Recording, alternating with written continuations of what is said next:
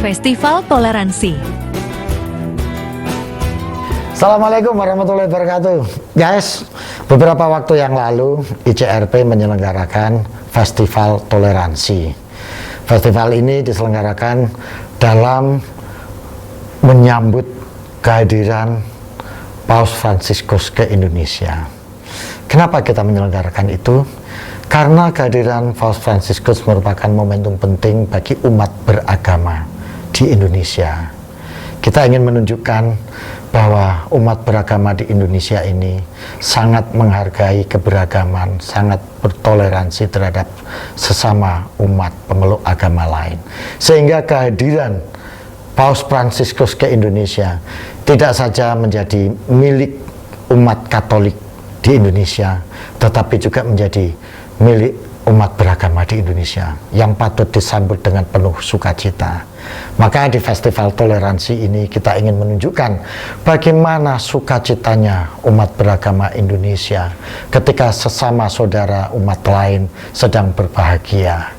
Nah, di sini kita menyelenggarakan berbagai macam event, mulai dari pameran terhadap naskah kuno yang memiliki nilai toleransi, talkshow mengenai toleransi, sharing pengalaman kehidupan moderasi, pameran-pameran benda-benda yang punya nilai toleransi, dan pagelaran seni. Luar biasa, karena dengan cara ini kita bisa merawat keberagaman kita. Jadi toleransi ini bukan merubah agama satu dengan agama lain menjadi agama lain atau menyamakan agama satu dengan agama lain. Bukan.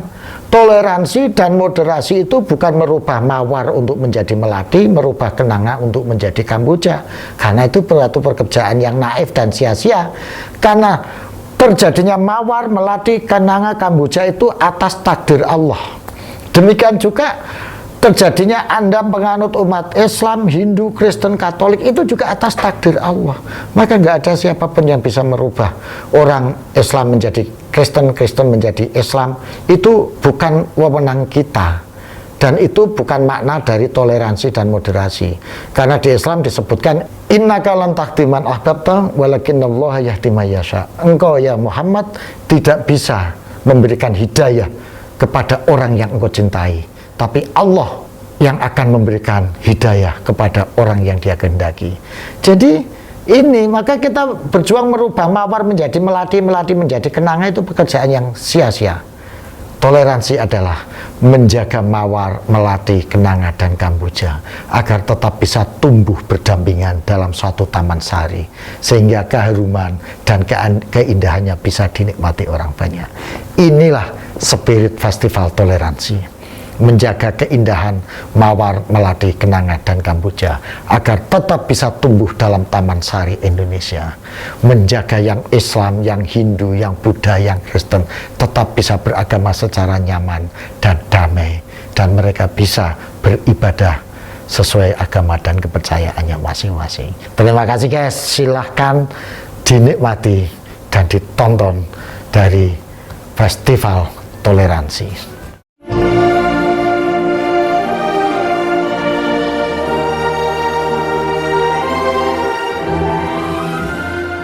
Seringkali toleransi itu jadi masalah karena dia tidak pernah di-upgrade dari inspirasi menjadi aspirasi.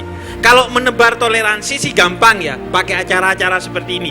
Tapi kalau untuk melawan intoleransi itu kan nggak mungkin dengan inspirasi. Kita ini hari ini harus merenung kembali soal keragaman kita, keberagaman kita. Saya selalu percaya bahwa Tuhan itu nggak pernah setuju kita sama. Soalnya kita dibuat beda-beda. Ternyata kadangkala kita untuk membangun toleransi bersama, kita harus mengorbankan aturan-aturan kecil kita demi toleransi itu sendiri. Betul. Kalau buat saya, toleransi itu kemudian dia adalah kacamata yang harus dipakai. Toleransi adalah keputusan yang harus dibuat setiap saatnya. Faktanya kita ini emang berbeda, dan kacamata ini penting untuk dipakai oleh semua orang. Kita itu di internal Katolik kalau menyelesaikan masalah ya makan. Karena dulu Tuhan Yesus itu sebelum wafat makan itu. Assalamualaikum warahmatullahi wabarakatuh. Ya, hari ini kita ngumpul-ngumpul di sini untuk ngobrolin sesuatu yang sifatnya tentang toleransi, karena ini adalah festival toleransi. Dan saya senang banget karena toleransi difestivalkan. Ini adalah part lanjutan dari toleransi, yaitu kita tidak hanya dididik untuk menerima toleransi, tapi merayakan toleransi. Agar toleransi itu tidak hanya menjadi sesuatu yang pasif, tapi menjadi sesuatu yang aktif untuk kita rayakan. Sehingga bukan lagi menerima perbedaan, tapi juga berkolaborasi dalam perbedaan untuk sesuatu yang bisa kita berkolaborasi di tengah perbedaan kita. Baik itu perbedaan agama, perbedaan suku, perbedaan makan bubur diaduk gak diaduk, pokoknya segala perbedaan lah. Oke, yang udah masuk dari tadi ngobrol, Bante Dira, salah satu tokoh muda agama Hindu, enggak ya, Udah upgrade. Jadi Hindu dan Buddha itu dulunya satu dharma enggak sih, Bante? Kalau dibilang satu dharma enggak nih, mungkin satu rumpun nih. Satu rumpun. Satu rumpun. Siapa yang lebih dulu, Hindu dulu atau Buddha dulu, Bante? Ya kalau nasi udah jadi bubur, Buddha itu udah buburnya lah. Oh, udah buburnya. Makanya sering diaduk-aduk kan. Oke, Bante Dira Punyo. Kemudian di samping dari Bante, wah ini kawan saya yang selalu meledak-ledak ini, wah, selalu menarik obrolannya. JS Kristan, mewakili agama Konghucu. Walaupun penampilannya sekarang agak seperti suku Baduy ya. Ya, Konghucu hybrid. Konghucu hybrid. Karena ada Sundanya, Bib. Iya, karena Sunda ya. Selain Konghucu hybrid, beliau juga Konghucu miskin. Yoi, betul. Iya. Dan satu lagi, Bib, dia penyembah Konghuan.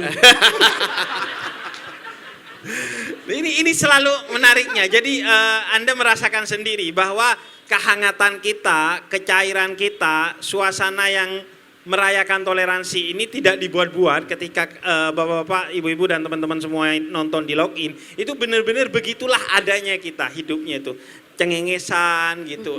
Karena kita meyakini bahwa semua agama itu mengajarkan agamanya sebagai kabar gembira, bukan ketakutan atau segala sesuatu yang menyebabkan kita harus selalu takut dalam perbedaan itu. Dan memang target kita paling dasar dan paling utama itu adalah yang teman-teman lihat di sini, bahwa teman-teman punya memori bahwa orang-orang yang berbeda agama itu bisa duduk bersama, ngobrol bersama, ketawa bersama dalam kehangatan yang begitu indah, sehingga kalau ada orang yang bilang, emang bisa ya orang yang berbeda agama itu bercanda dan duduk bersama. Ya inilah contohnya, kita ingin ini menjadi memori kolektif kita, bahwa yang berbeda itu bisa hidup bersama. Dan yang menjadi sosok yang sekarang relatif menjadi tuan rumah bagi Indonesia dari agama Katolik ada Mas Yudit Cip Hardian. Siap. Selamat sore semuanya. Selamat sore. Mas Yudit ini selain mewakili agama Katolik, beliau juga dari Gus Durian ya, Mas Yudit ya. Surabaya, Gus Durian Surabaya. Gus Durian Surabaya. Hari ini temanya itu satu hal yang nyaris tidak pernah kita mendapatkan tema ini dan ngobrolin tema ini, yaitu tentang aspirasi keragaman. Nah, aspirasi keragaman. Bahwa keragaman itu menjadi inspirasi, itu sudah sering kita obrolkan. Tapi bagaimana keragaman itu menjadi aspirasi, itu baru sekarang tema ini saya dapatkan dan obrolkan. Karena itu senang sekali hari ini kita akan ngobrolin sesuatu yang mungkin tidak pernah atau minimal jarang kita obrolin. Tentang keragaman sebagai aspirasi. Bagaimana posisi keberagamaan dan keberagaman itu menjadi aspirasi bagi masyarakat Indonesia. Ya, pertama-tama adalah bagaimana kita bisa menerima bahwa kita memang berbeda, namun jangan dibeda-bedakan. Kita memiliki aspirasi yang sama, yaitu Indonesia yang rukun, yang harmonis, yang damai. Dan di setiap agama, bahkan kepercayaan-kepercayaan, kita diajarkan tentang cinta. Bagaimana sih dalam perbedaan ini tapi kita tetap bisa berjalan bersama-sama dalam hal-hal kebaikan. Toleransi, kedamaian dan keharmonisan akan terwujud apabila akarnya kan menghargai semua kehidupan. Dan perbedaan itu hal yang sangat berharga. Harta karun Indonesia. Kayak kita lihat sendiri agama-agama, nama agama udah dipampang di sana, majelis-majelis lain sebagainya, stand-standnya di sana. Tapi itu bukan jualan ya, bukan jualan agama, tetapi bagaimana dari tulisan-tulisan di situ saja sudah bisa berdampingan, menyediakan stand-stand yang berbeda-beda, tetapi menarik dan enak dilihat bagi masyarakat Indonesia itu sendiri. Terkhusus bagaimana ketika keberagaman menjadi salah satu pondasi ketika kita membangun satu masyarakat. Nah, Bante, bahwa keragaman itu menjadi inspirasi bagi kita, harus kita rayakan dan lain sebagainya, oke. Tapi kalau menjadi aspirasi, mungkin nggak, Bante, dalam agama Buddha, seorang tokoh Buddha atau nilai-nilai kebudayaan itu menjadi aspirasi dalam masyarakat, entah itu melalui politik, kemudian melalui kerja-kerja sosial dan lain sebagainya, atau kalau Bante itu emang harus jauh udah dari politik, gak boleh ngurusin politik. Enggak sih, kita nggak usah terlalu jauh-jauh ke politik, Bib. Bagaimana kita menjaga kehidupan makhluk-makhluk di sekitar kita, termasuk alam dan lain sebagainya, bahkan gotong royong membersihkan sampah, itu aja kan salah satu kebersamaan yang harus terwujud di masyarakat. Membangun bukan hanya membangun kebersihan, tetapi di situ kita membangun kebersihan berpikir.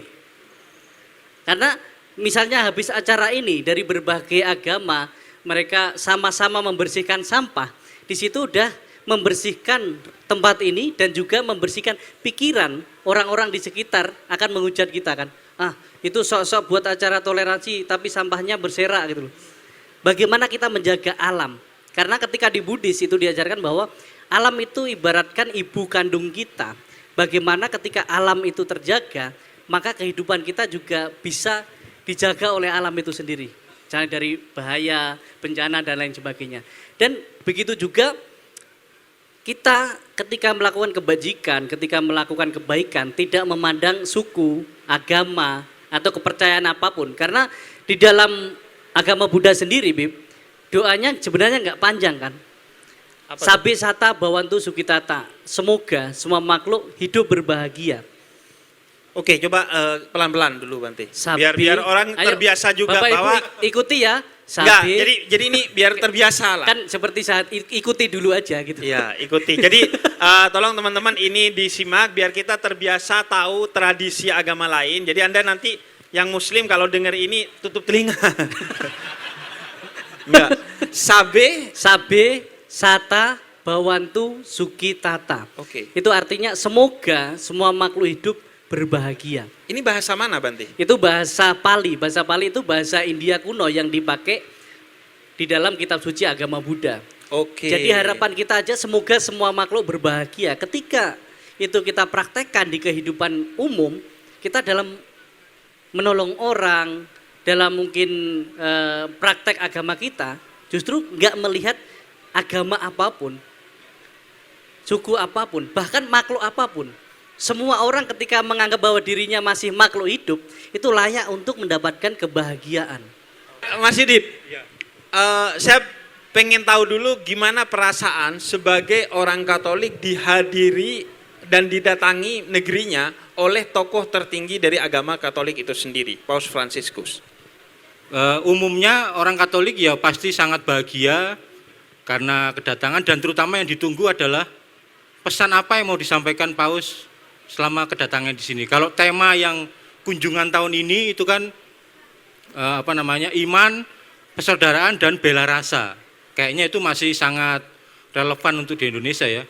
Soal iman, dewasa dalam iman, lalu fraternity itu bersaudara seperti kita ini, lalu berbela rasa terhadap yang miskin dan terpinggirkan dan seterusnya. Jadi yang ditunggu itu memang sosoknya, terutama untuk yang besok itu misa, kalau nggak salah 80.000 orang yang hadir.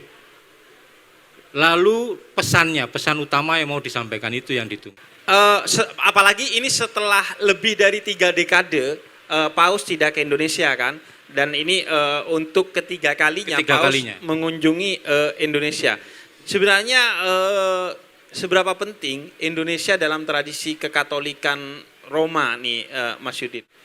Saya kira justru karena itu tadi, justru karena Indonesia itu mayoritas Muslim dan mencerminkan pluralisme yang benar-benar kuat gitu ya. Karena negara Islam terbesar tapi relatif aman gitu. Dan bagi saya kesan saya terhadap Paus itu selain soal kesederhanaan hidup seorang Paus Fransiskus yang memang itu menjadi salah satu pemandangan utama dari seorang Paus sejak awal beliau menjadi Paus. Salah satu nilai utama yang melekat kepada beliau adalah kesederhanaan beliau sebagai manusia dan memanusiakan orang lain secara istimewa.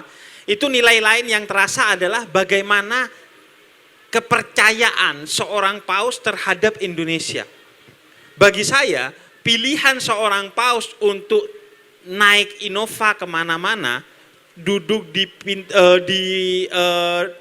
jok depan, kemudian tinggal di rumah kedutaan besar Vatikan, itu saya rasa pilihan karena Paus percaya terhadap Indonesia, bahwa Indonesia adalah negara yang toleran, bahwa orang Indonesia adalah umat beragama yang baik, sehingga tidak akan terjadi apa-apa meskipun secara protokol dia tidak ketat seperti di tempat-tempat lainnya. Karena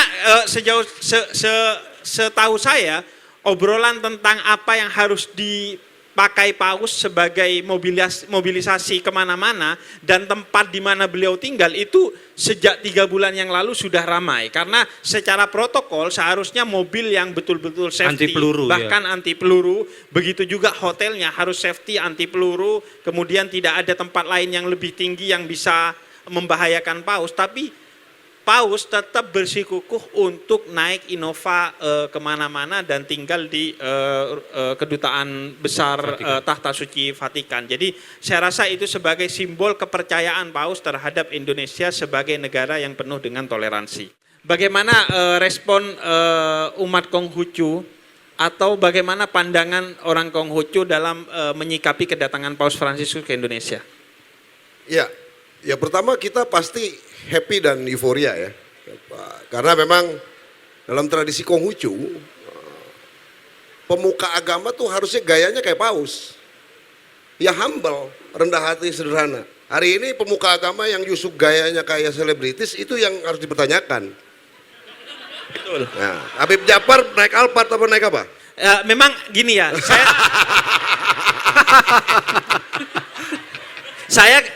saya itu biasanya naik motor kemana-mana. Tapi kalaupun naik mobil saya itu yang ada nuansa dakwahnya. Karena CRV. Ada kata syiarnya tuh di dalam mobil saya. CRV. Tapi saya duduk di depan dan ngeluarin tangan. tapi itu agak susah ya. Kalau diceramahin oleh pendakwah tentang kesabaran, tapi pendakwah pulangnya naik Alphard agak susah ya. Sabar di atas Alphard kayaknya lebih enak daripada di atas motor gitu. Apalagi ceramahnya tentang kesederhanaan ya. Iya, agak susah. Makanya saya gak mau ceramah kesederhanaan. Kita ini hari ini harus merenung kembali soal keragaman kita, keberagaman kita.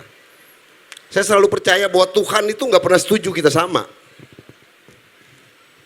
Soalnya kita dibuat beda-beda dan itu maunya Tuhan tuh. Tadi saya main ke booth-nya orang Baduy, makanya saya pakai ini. Saya tuh Konghucu tuh. Walaupun secara fisik saya tidak seperti orang Beijing. Tapi keimanan saya Konghucu tuh. Dan saya ini hybrid. Kalau Anda bicara Indonesia, you semua hybrid. Siapa yang pure? Siapa yang kalau kita pinjam istilah di Harry Potter itu pure blood? Nggak ada, kita semua magel nih. Kayak Hermione Jane Granger. Kita semua keturunan. Kita nggak bisa pilih. Kita jadi orang China, orang Arab. Toto kita lahir ya, bapak kita sipit. Habib Toto mancung. Cucu Nabi katanya. Belum tes DNA tapi. Iya. Saya juga cucunya Konfusius, bisa klaim kan? Ya. Gak apa-apa, gak apa-apa. Bang Kris, tapi kalau bilang cucunya Konfusius, kayaknya mukanya yang mendukung saya. Ya, karena Bante lebih sipit, ya kan? Jadi Ini kalau cucunya Sun Gokong nih. ya, iya betul. Sama apa? Sama Saya ini kakek buyut saya Tiongkok, nenek buyut saya ini Sunda. Coba bayangin, saya harus menyebut diri saya apa? Ya, saya Indonesia. Itulah kita. Bangsa kita ini justru dibangun, kalau kita harus sadar itu teman-teman. Justru atas dasar perbedaan. Sumpah Pemuda jelas. Kita ngumpul yuk anak-anak muda, kita beda, tapi kita sumpah yuk. Kita satu bangsa, namanya Indonesia.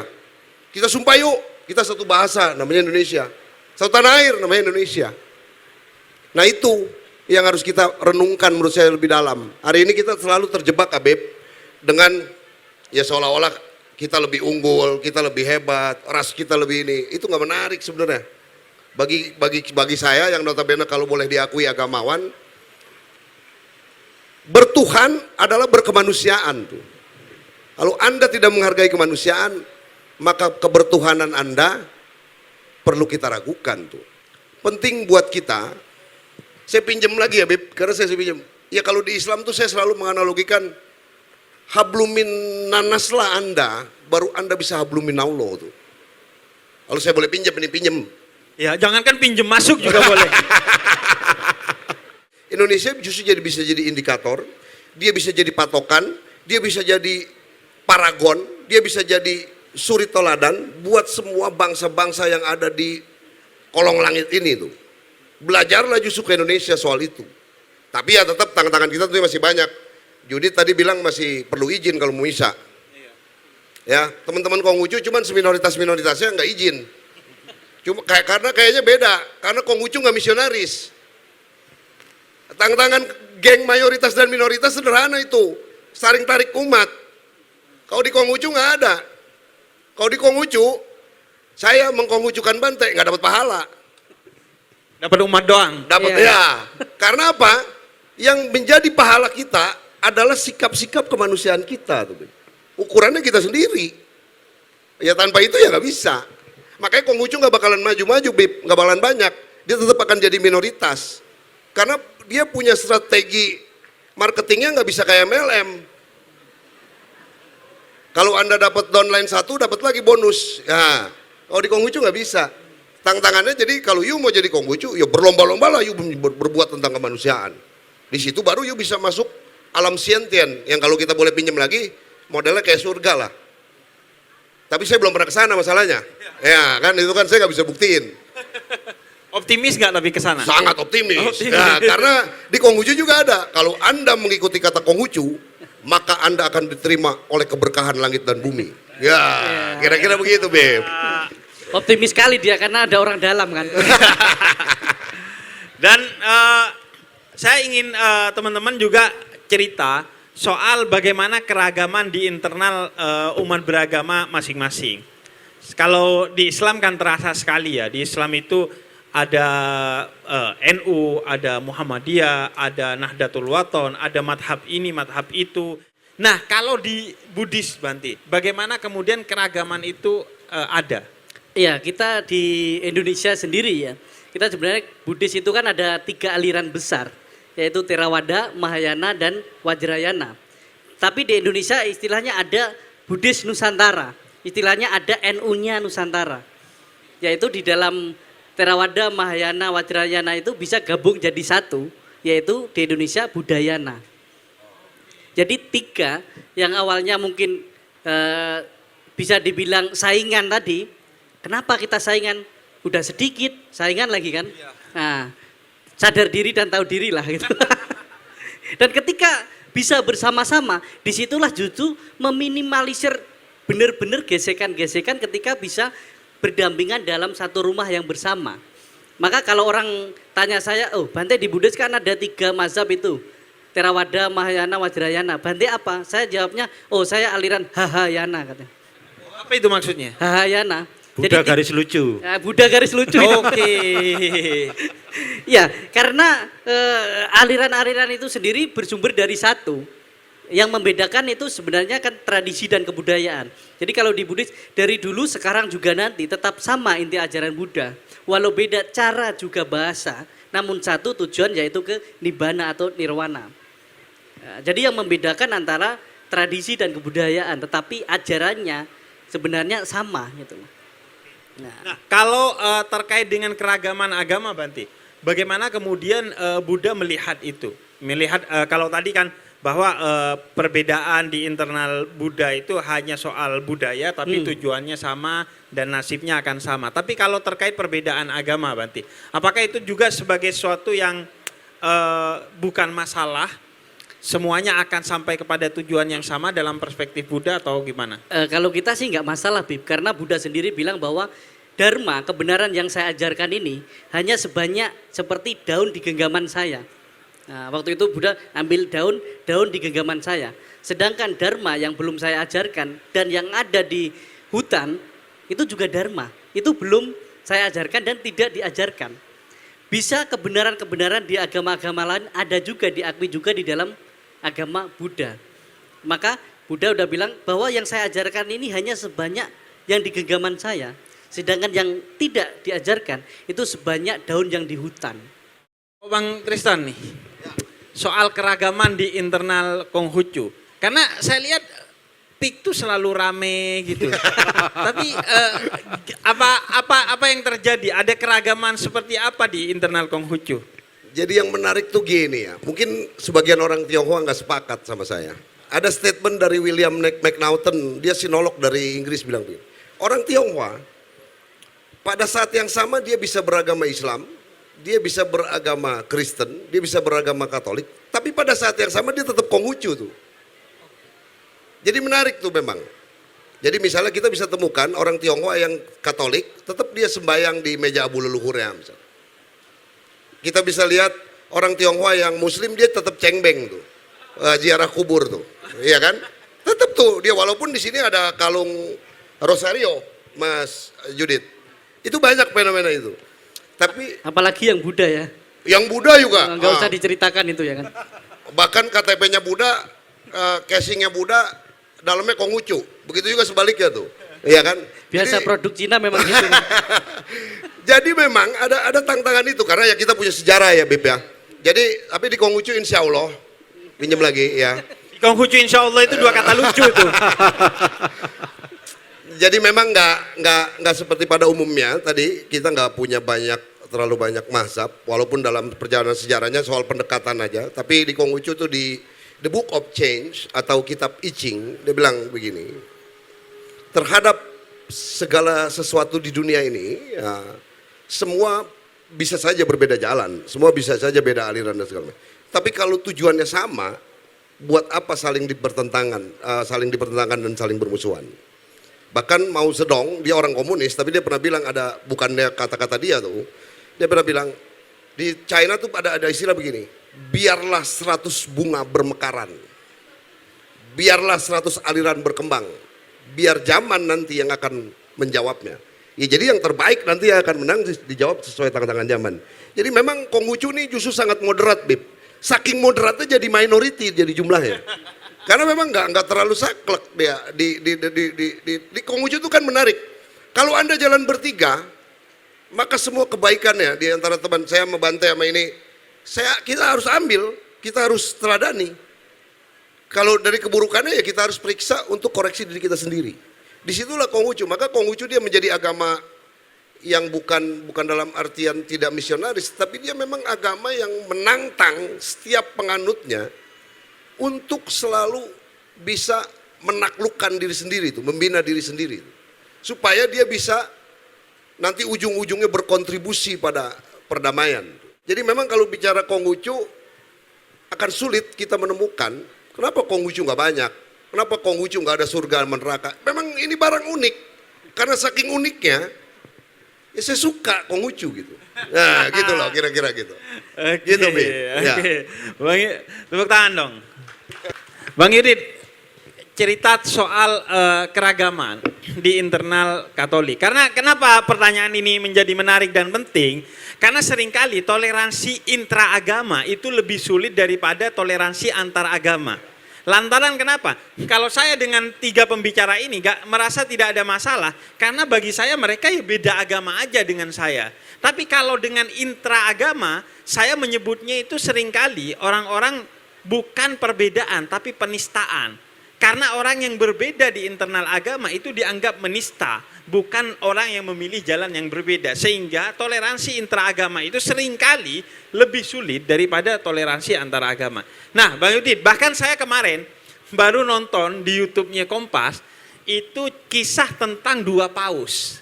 Ternyata di dunia ini ada 2 paus, yaitu paus dari gereja Katolik Roma, kemudian gereja Ortodoks Timur gitu. Nah, bagaimana cerita tentang keragaman di internal Katolik? Kalau yang Katolik Roma ya satu itu ya, satu. Lalu ada Katolik Ortodok, Katolik Anglikan, ada Katolik yang tidak mengikuti Paus Fransiskus, tidak mempercayai kepemimpinan Paus. Tapi yang Katolik Roma yang sedang kita bicarakan sekarang itu ya satu. Kami ada sifat gereja, yang disebut sifat gereja itu satu, kudus, Katolik, apostolik. Satu itu artinya ya satu dalam satu keserempakan gitu, gerak bersama umat Katolik di seluruh dunia. Jadi kalau saya orang Surabaya di satu kecamatan kecil di Surabaya dibaptis, nama saya itu tercatat juga di Vatikan. Karena strukturnya begitu rapi gitu. Jadi ada di satu komando gitu. Jadi nama saya tercatat di gereja di kecamatan saya, di Indonesia, di Asia, sampai tercatat di itu yang selalu kami bangga-bangga juga. Begitu juga soal pernikahan ya, Bang Yudit ya. Jadi begitu nikah di Depok misalnya, itu langsung tercatat di Vatikan ya. Dan dia nggak bisa nikah lagi dengan orang lain di gereja lain dimanapun, karena pasti terlacak gitu. Wah, untung saya Muslim ya. Iya. Kalau kudus? Kudus ya sifatnya yang kudus, yang punya pemimpin yang benar-benar suci. Makanya Paus itu disebut Bapak Suci itu karena memang kehidupannya suci. Sebelum diangkat jadi Paus itu semua kardinal itu tahu riwayat hidup masing-masing orang itu. Jadi benar-benar terlacak, memang benar-benar orang suci yang tidak pernah punya pelanggaran atau dosa berat gitu. Jadi benar-benar sehingga dia pantas dan layak diangkat menjadi Bapak Suci. Salah satunya ya dengan tidak menikah itu. Oke. Dan yang ketiga satu, kudus dan Katolik. Kalau Katolik itu sebenarnya pengertiannya universal, umum. Jadi kan sebenarnya kalau sedikit flashback sejarah ya, gereja itu sebenarnya yang pertama kali itu ya gereja Katolik itu. Gereja umum, gereja universal artinya. Lalu muncul Martin Luther yang membentuk Protestan, macam-macam aliran itu. Tapi awalnya memang Katolik, dan itu yang dipakai sampai sekarang, umum, merangkul semuanya.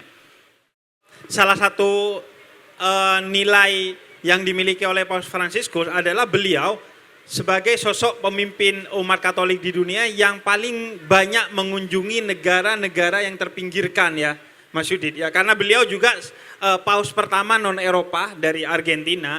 Beliau tahu rasanya terpinggirkan sehingga beliau pergi ke negara-negara yang terpinggirkan dalam konstelasi politik global dan menemui orang-orang yang terpinggirkan. Dan bagi saya itu penting sekali karena seringkali sorot lampu itu disorotkan ke tempat-tempat yang mewah untuk menyombongkan diri kita. Sorot lampu ini disorot ke panggung untuk memperlihatkan megahnya panggung. Tapi Paus Fransiskus sebagai satu sorot lampu dalam tradisi Katolik, dia mendatangi tempat-tempat yang justru selama ini tidak tersorot karena terpinggirkan, karena penuh masalah, agar orang melihat bahwa kita hidup di dunia yang tidak sepenuhnya baik-baik saja. Tapi ada masalah di sana-sini yang harus kita perhatikan untuk kita ikut membangun mereka dari keterpurukan tersebut. Itu keindahan dari seorang Paus Fransiskus. Bante, bagaimana mengatasi perbedaan intra umat beragama? Karena saya sebagai temannya Bante, tahulah Bante ini kadang ada beberapa umat Buddha yang lain yang kurang berkenan dengan gaya dakwahnya Bante, dengan gaya seorang Bante dan lain sebagainya. Bagaimana mengatasi masalah itu, Bante? Ya, pertama-tama tagline-nya tadi bahwa cinta untuk semuanya, kebencian tidak untuk siapapun.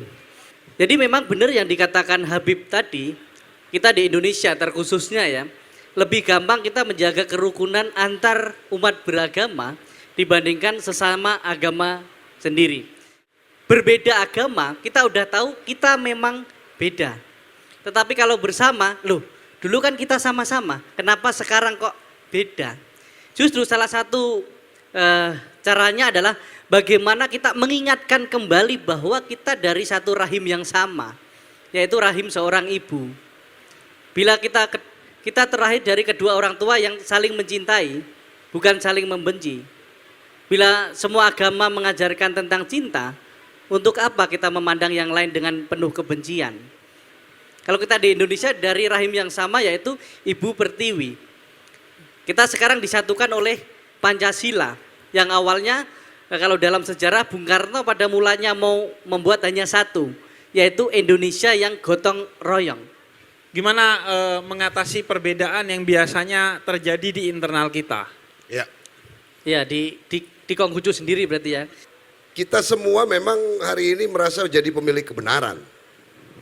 Kebenaran kita yang paling hebat, yang paling baik, yang paling benar.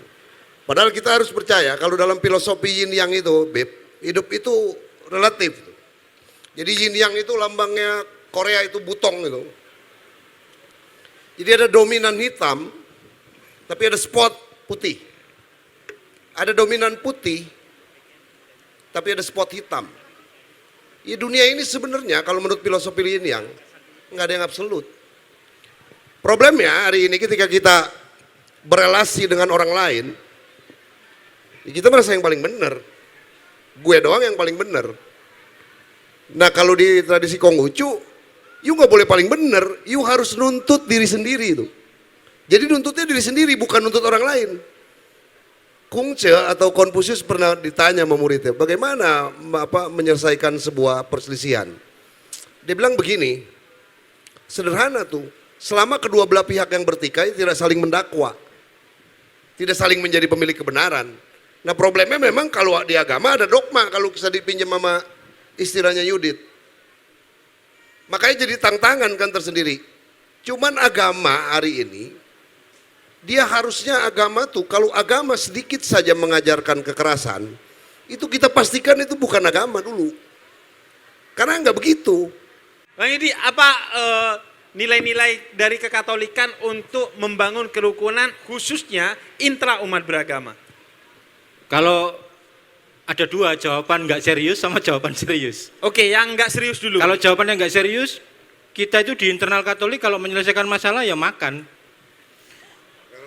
Karena dulu Tuhan Yesus itu sebelum wafat makan itu makan, perjamuan makan, makan roti, minum anggur gitu. Jadi kalau romo-romo ada konflik internal gitu makan kita, makan gitu. Iya, Tuhan Yesus tuh 5 roti 2 ikan bisa membuat orang Yahudi kenyang, tapi di sini ada roti 400.000 membuat orang Indonesia marah gitu. Kalau yang serius, kita itu di Katolik tuh ada 3 sumber imannya. Kitab suci, jelas ya, kitab suci semua agama. Yang kedua itu tradisi. Yang ketiga itu namanya magisterium. Jadi kalau kitab suci itu masih bisa ditafsirkan macam-macam gitu ya, siapa tergantung kepala orang gitu. Perspektif. Kalau tradisi juga tergantung perspektif juga, penalaran macam-macam. Tapi kalau magisterium itu artinya wewenang mengajar. Wewenang mengajar di gereja Katolik itu hanya ada di paus dan uskup. Sudah, itu aja.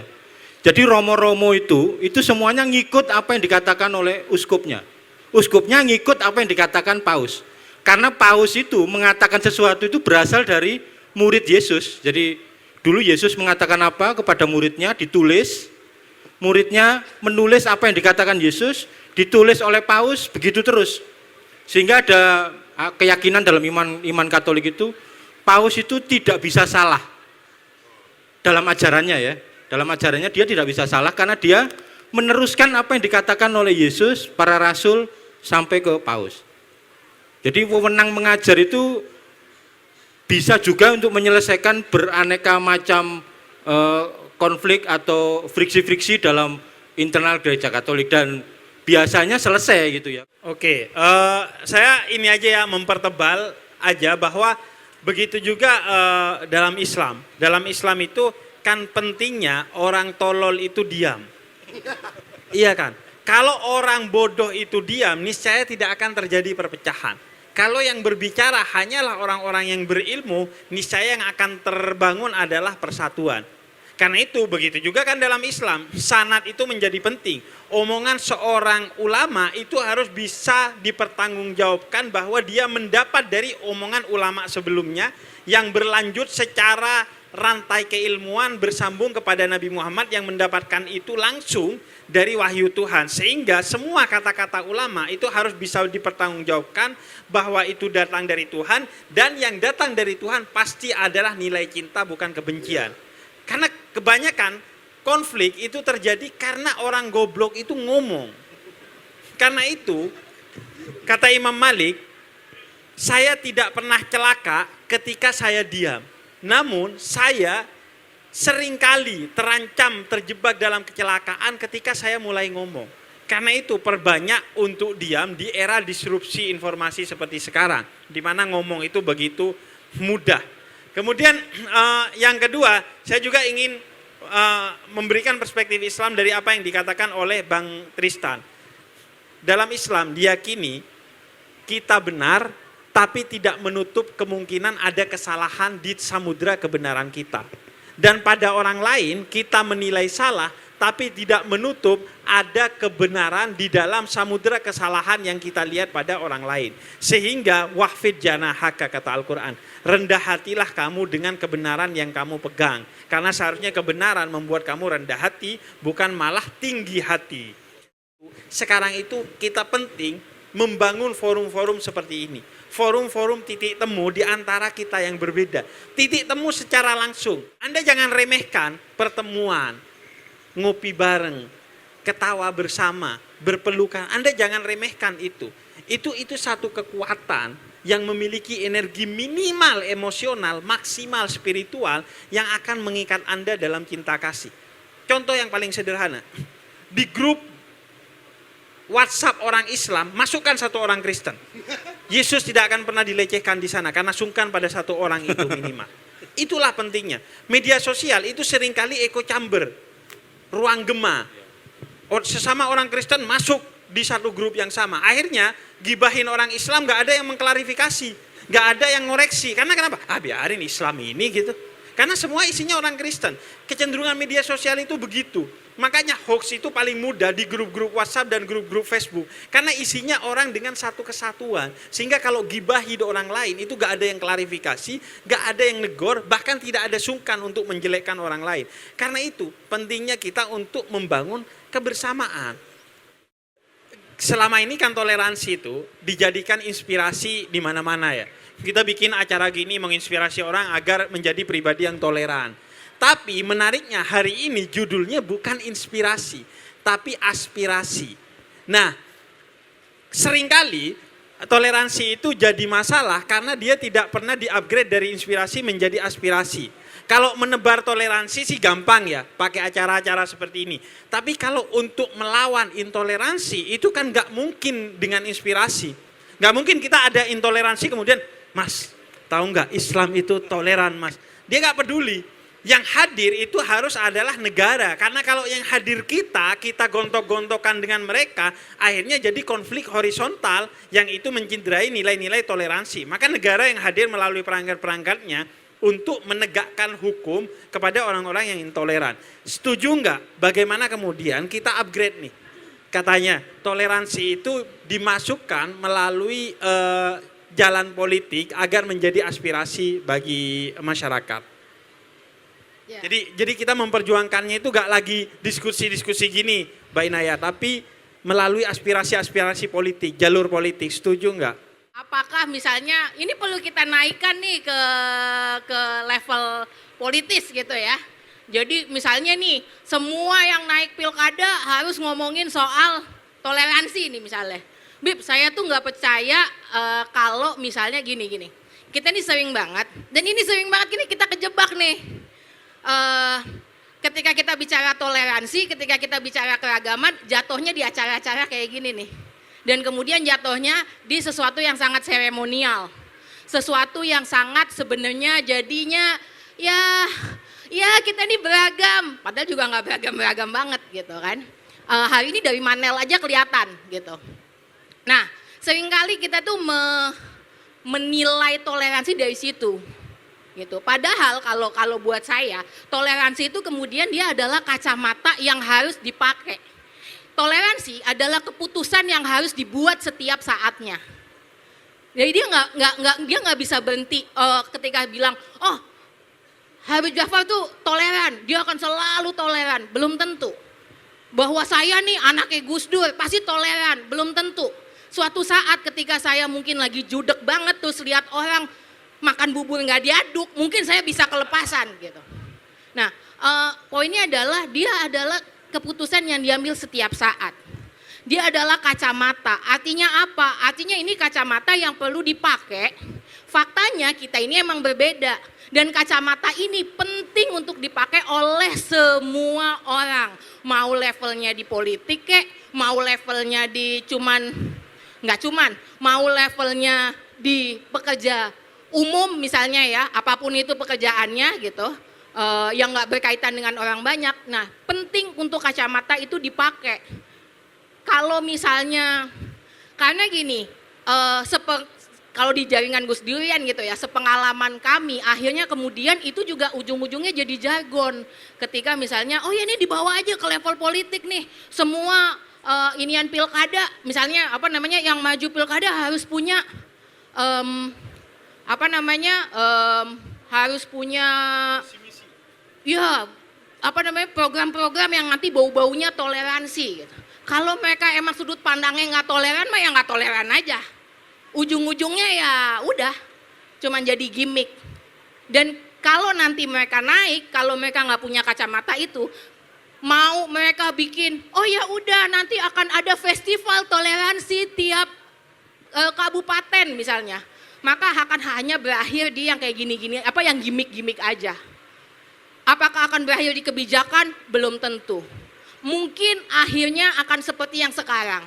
Nanti ketika ada kondisi, ada konflik di bawah, betulan, nanti selalu kemudian ujung-ujungnya ngomong gini, udahlah ini tuh kita biar harmonis. Karena damai itu indah. Tapi yang jadi korban di situ, mereka harus nelen. Hanya untuk mendapatkan damai itu indah. Dan siapa yang paling banyak nelen ludah di situ? Minoritas. Dan ini yang terjadi. Kalau kacamatanya bukan kacamata toleransi. Kalau kacamatanya bukan kacamata yang kemudian memang menganggap bahwa perbedaan itu bukan hanya fitrah. Tapi perbedaan itu adalah power gitu. Jadi sebenarnya kalau menurut saya, mau dia punya program sebanyak apapun, kalau kacamatanya belum kacamata beneran toleran dan menganggap perbedaan itu power, sama aja. Ya oke, tepuk tangan dong. Saya setuju bahwa kalau kita mimpin kantor itu kita bikin SOP agar orang-orang di kantor itu sesuai dengan apa yang kita inginkan. Kalau kita mau mimpin kota atau provinsi, itu kita harus bikin kebijakan agar semua orang yang bekerja di kabupaten kota ataupun provinsi itu sesuai dengan nilai-nilai kita. Tapi kalau kita udah mau mimpin umat di satu komunitas negara atau dunia, mau gak mau itu kita harus punya value agar orang itu tahu bahwa kalau saya melakukan hal ini saya bertentangan dengan nilai-nilai yang diperjuangkan oleh pemimpin saya. Dan salah satu value itu tadi kacamata berupa toleransi dalam melihat segala hal. Itu menjadi penting sekali. Nah, ini buat dua komunitas agama yang kayaknya jauh sekali dari politik nih. Buddha dan Katolik. Dari Bante dulu deh. Bante, gimana kalau kita upgrade nih menjadi politik gitu. Artinya kalau kita mau ngecek seorang calon pemimpin di Indonesia itu ditanyakan juga komitmennya tentang toleransi itu gimana? Hanya sekedar basa-basi, gimmick dan festival aja atau sampai pada level yang utuh gitu? Ya kalau kita terapkan seperti itu, ya rata-rata orang yang mau nyalon langsung jadi agamawan ya. Pertama dan itu, ya kalau di dalam Buddhis memang ada aturan jadi seorang pemimpin itu memiliki dasar raja dhamma atau 10 sifat-sifat yang harus dimiliki seorang pemimpin, yaitu memiliki keadilan, lemah lembut, cinta kasih, cinta damai dan lain sebagainya, sampai 10 hal yang mutlak yang harus dimiliki ketika seorang jadi pemimpin. Itu kan yang harus. Tetapi pada kenyataannya adalah justru ketika agama dimasukkan ke ranah-ranah politik, justru yang menjadi rugi adalah orang-orang yang sedang bersama-sama memperjuangkan keagamaan itu sendiri. Bahkan beberapa mungkin pengalaman saya ya, terkhusus di umat Buddha sendiri, kalau umat Buddha pas nyalon, tapi dia malah mendekati pemuka agama Buddha, salah besar. Maka malah nggak ada yang milih, gitu. Karena seorang Bante itu tidak berhubungan atau tidak terlibat dalam politik. Mungkin kalau menasehati orang yang di politik boleh, tetapi kalau ikut serta itu merupakan pelanggaran justru malah. Cuman di dalam Buddhis itu sendiri ada kriteria menjadi seorang politikus, yaitu membawa pada perdamaian. Tuh. Nah intinya adalah agama yang dipahami dan dia membawa visi-misi toleransi ini memang terbentuk dari dirinya sejak awal atau saat mau menyalon. Karena saat mau memimpin nanti pas jadi nggak ada itu sih sebenarnya. Udah lupa semua gitu loh. Udah lupa, udah nggak menjalankan itu lagi. Artinya sebenarnya itu penting, tapi harus dijaga komitmennya bahwa itu tidak sekedar janji ya. Iya betul. Jangan kok pas mau nyalon tiba-tiba agamis, sama pas udah pakai rompi oranye tiba-tiba agamis gitu Ya, aja sih. pas memimpin hilang. Ya, tapi bukan orang yang ini ya. Iya bukan. Ini bukan orang KPK ini. Ini lebih ke orang kejaksaan kayaknya. Ya, ini kan baju haji biasaan. Iya. Baju haji kalau belum dicuci begini warnanya. Iya. nih. Iya Bib itulah. Tapi kalau di Buddhis, kalau Bante itu nggak mungkin bisa nyalon Bib. Nggak boleh ya? Gimana mau nyalon, rambut aja nggak punya. Nah. Agak-agak ketebak ya beloknya ke sana ya.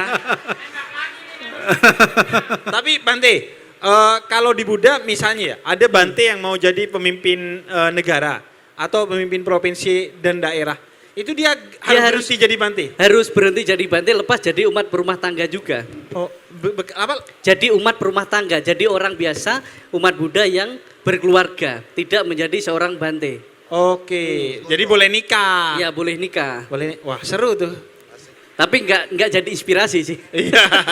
Kalau gagal boleh balik lagi jadi Bante, enggak boleh ya? boleh. Nikah dulu, gagal boleh.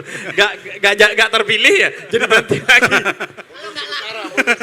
Romo juga gitu, Iya, Mas Yudin. imam nggak boleh politik praktis, jadi nggak boleh terlibat dalam kontestasi politik, pemilihan atau apa, tapi imam mengarahkan umatnya untuk berpartisipasi dalam politik. Jadi malah didorong, ayo kalian sama tadi misalnya Politik damai lah ya. Politik kemanusiaan, politik kebangsaan gitu.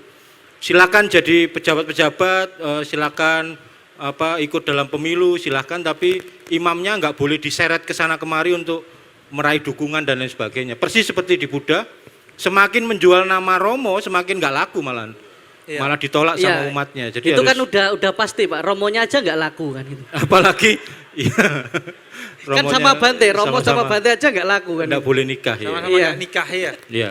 Kalau di Konghucu Bang Tristan, Kenapa nikah? Boleh. nikah boleh, iya. Oh, nikah. Politik Iya. Bang, politik. Politik. Enggak, kalau di politik. Konghucu bukan itu. Kan sponsornya. Sponsor politiknya ya. Parah. Ya, Iya, kalau di sebenarnya- Konghucu nggak penting ya, Bante ya. Yang jadi yang ini apa yang ini. Belakangnya semua yang ini soalnya. Tujuan dari politik itu, kalau dalam tradisi Konghucu, dia adalah mewujudkan keadilan tuh. Kalau dalam istilah Pancasila ya keadilan apa? Bagi seluruh rakyat Indonesia tuh. Jadi dalam Konghucu kira-kira gini doktrinnya. Ketika awalnya dicapai dengan cara yang keliru, maka resultantenya akan keliru. Awalnya ya harus dimulai dengan hal-hal yang baik, baru hasilnya akan baik. Selama itu tidak dilakukan karena hukum yin yang itu bertentangan dengan hukum yin dan yang, maka biasanya akan terjadi peleburan, akan jadi penghancuran, biasanya begitu. Barang siapa berbuat tidak baik akan diturunkan kepadanya beratus kedukaan, gitu kira-kira kalau di Konghucu. Saya sering ngobrol-ngobrol sama Habib, ternyata kadangkala kita untuk membangun toleransi bersama, kita harus mengorbankan aturan-aturan kecil kita demi toleransi itu sendiri. Betul. Saya sering sama Habib, bahkan kalau duduk segini aja, sebenarnya Habib nggak boleh duduk sama saya. Nah, biasa harus lebih bawah gitu loh. Nah, Ya umat saya juga biasanya lebih bawah dari saya. Iya, makanya. Sama sebenarnya. Jadi gitu. sama-sama sering mengorbankan bahkan aturan kita kecil, aturan kecil dari jadi seorang Bante, seorang Habib itu bagaimana untuk membangun toleransi. Jadi saya pernah sering bilang, lebih baik saya dibenci tetapi tetap melakukan yang baik dan benar daripada mungkin munafik hanya supaya disukai banyak umat. Nah, jangan takut melangkah, yang terpenting langkah kita tidak menakutkan orang lain. Perjuangan dalam toleransi itu seperti perjalanan, cepat nggak harus berlari, apalagi lari dari kenyataan kan. Wah. Jangan kita hanya menjadi korban jambu biji gitu loh. Dan kalau politik dan lain sebagainya itu kita sering jadi korban jambu biji. Apa itu? Janji-janji manis bikin jijik. Oke. Bante, saya kasih tahu ya. Bante ini sebenarnya orangnya romantis, cuman saya nggak nikah dia. Jadi Iya. romantismenya Nggak ada tidak berguna. outlet ya, Bib ya? Nggak ada Enggak, outlet. tahu nggak Mbak Ina ya? Memang saya nggak nikah, jatah saya untuk Habib gitu. Dia kan bisa lebih dari satu. Tapi ya kerjaan Bante dan kerjaan Romo Katolik biasanya, walaupun tidak menikah, nggak punya istri, tapi kita hidupnya lebih sering ngurusin istri orang lain. Iya, betul. Iya, karena umat Buddha yang nikah apa punya masalah, tanyanya ke Bante. Iya. Ya mereka kadang kan harus tahu, Bante aja nggak nikah. Iya. Masuk tanya permasalahan rumah tangga gitu loh. Sama pastor kan juga kan. Sama. Nah seperti itu. Gak apa-apa, kalau itu gak apa-apa. Jadi orang yang belum menikah boleh nyeramahin orang yang sudah menikah. Sebagaimana orang yang belum mati boleh ceramah tentang kematian. Nah, Gak apa-apa, gitu, Bib. ilmu gak perlu dari pengalaman. Ya, maka disitulah kehidupan seorang Bante walaupun nggak nikah, tapi bisa ceramain orang yang menikah. Karena Sang Buddha ngajarkan itu ada yang untuk berumah tangga, ada untuk para biku, dan itu semua diajarkan. Iya. Baik jadi berumah tangga ataupun jadi tidak berumah tangga, itu sama-sama memiliki potensi untuk mencapai kebahagiaan tertinggi. Bib.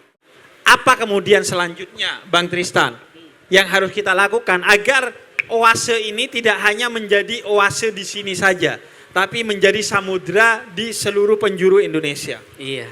Pertanyaannya berat. Ya memang terus terang secara kultural masyarakat Indonesia tuh hobinya yang begini-begini, yang seremonial, tapi nggak sustainable, itu fakta. Kita hobinya begini-begini baru rame apa segala macam. Tapi jarang sekali memang yang berpikir bagaimana membangun itu dari akar-akarnya, membuat pondasi dan segala macam sehingga betul-betul buat rumah yang baik. Nah, itu tantangannya. Apapun yang kita lakukan hari ini, entah itu batasan seremonial, Ina ya, tapi ini tetap jadi oase atau apa segala macam. Cuma memang butuh semacam konsentrasi penuh dari kita-kita ini yang memang mau konsen di situ. Atau mungkin pakai duit konsesi tambang untuk membangun kekaisaran ini. Kan bisa juga begitu. Karena kan kalau nggak salah, saya nangkepnya, ketika NU dan Muhammadiyah menerima itu kan untuk kemaslahatan umat. Enggak, ini kan soal bagaimana mekanisme mengatur. Masalahnya untuk membangun sebuah struktur yang betul-betul menjaga ini menjadi sustainable itu sulit. Terus terang mungkin panitia kalau saya mau jujur, Bania kesulitan nyari sponsor juga.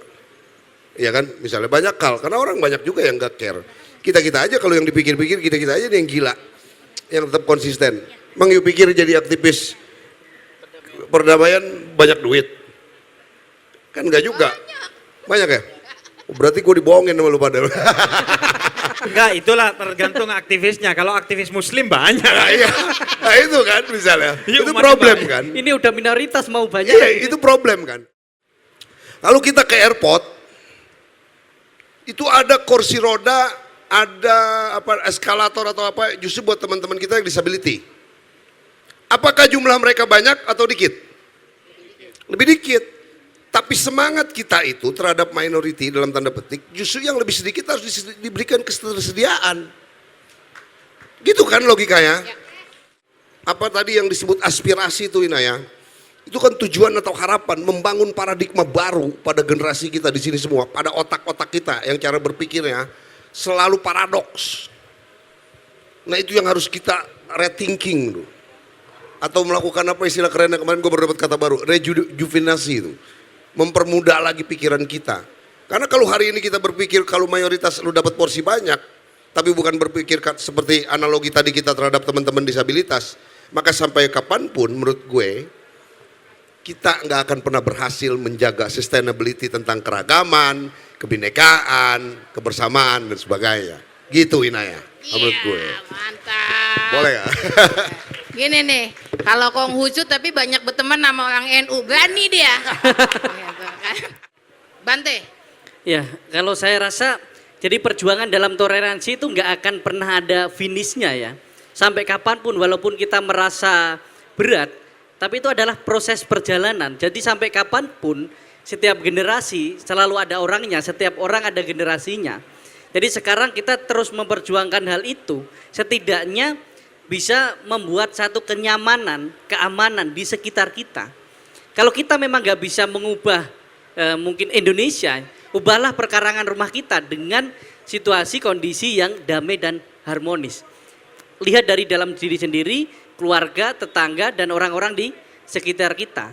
Intinya, kemanapun kita melangkah, kalau kita menemukan orang yang toleransi, ketika kita belum menemukan orang-orang itu, maka jadilah orang yang toleran terlebih dahulu. Sama ketika kita mencari sahabat teman yang baik, ketika kita belum menemukannya, maka jadilah sahabat atau teman yang baik bagi orang lain, maka engkau akan menemukan dirimu sendiri di situ. Ya, saya sih berharap semoga semua yang terlibat di acara ini bisa melanjutkan di komunitasnya masing-masing dengan memanfaatkan lingkaran pengaruh mereka masing-masing, sehingga apa yang kita perjuangkan bersama ini nggak cuma berhenti sampai di sini. Saya selalu ingat yang dikatakan Gus Dur ya, kalau mau menumbuhkan keberagaman itu kita bukan mulai dari yang berbeda, tapi mulai dari yang sama.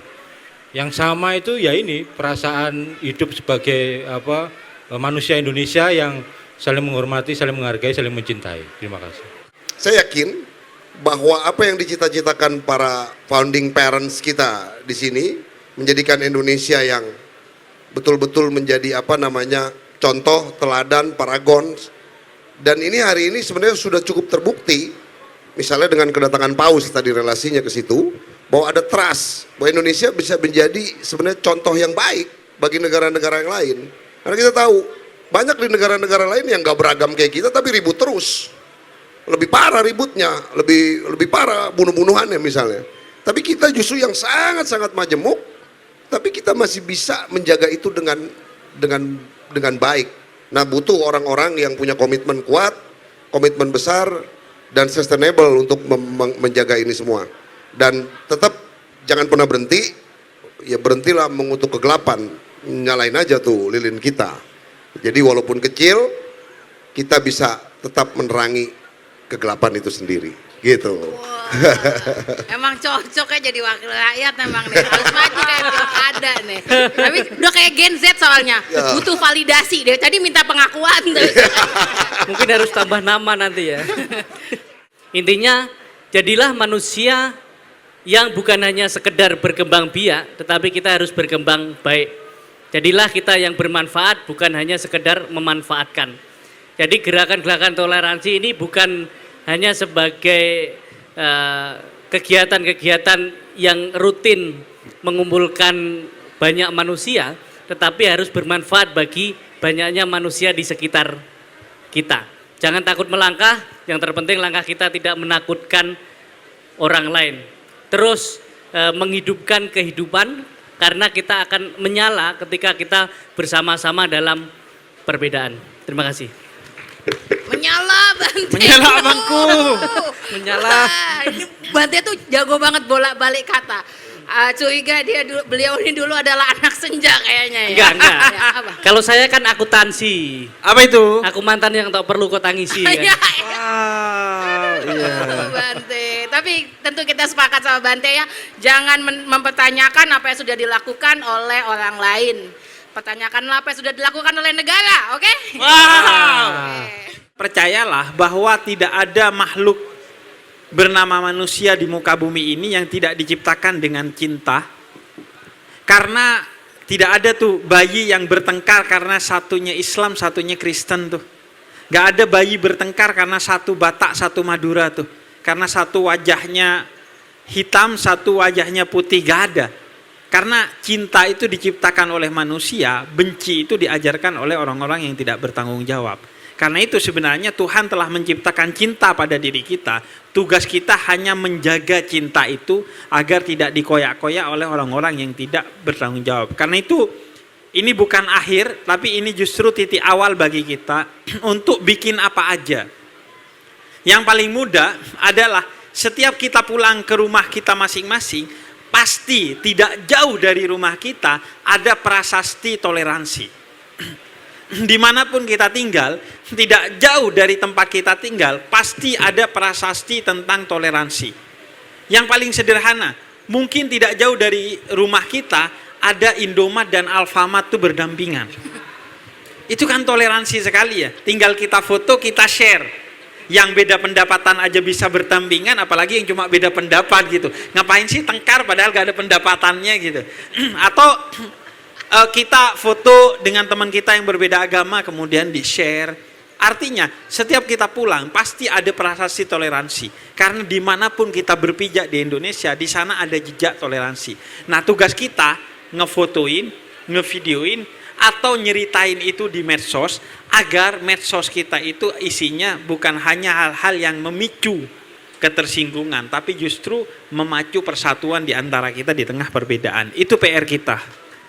Luar biasa, tepuk tangan dulu buat Habib Ja'far. Sekarang paham kan kenapa beliau tuh wiridnya panjang, bisa bijaksana, bijak sini kayak tadi itu wirid. Tadi itu quote soal Alfamart itu dapetnya pas habis tahajud ya kan? Itu dia, iya.